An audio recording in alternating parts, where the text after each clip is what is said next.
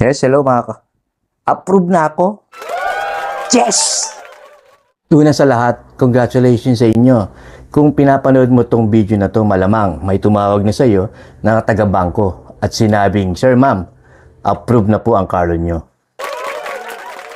Yes, masarap ang feeling, di ba? Abot kamay mo na ang dream car mo. Pero, teka, bakit wala pa yung unit dun sa garahe mo? Ito ba ang senaryo mo ngayon? Approve ka na, pero sabi ng agent o dealer mo, Sir, wala pa tayo.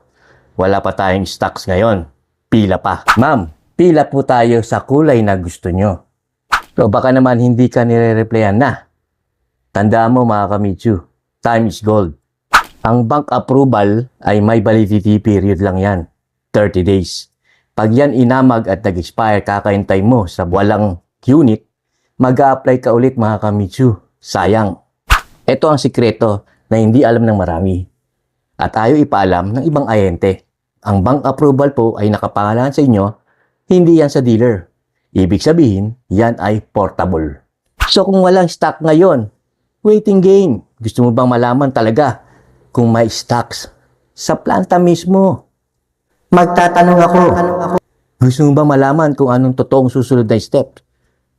Pag-approve ka na o ang totoong down payment? Ibulong mo sa akin, Kamitsu. Tandaan mo, Kamitsu, ang approval ay 30 days lang. At i-message mo ko, ngayon din, tulungan kitang gawin additional 30 days pa para hindi ka mataranta. Tara, i-message mo ako sa aking Facebook Messenger. Nandiyan dyan sa comment ang description ng link. Click mo lang yan.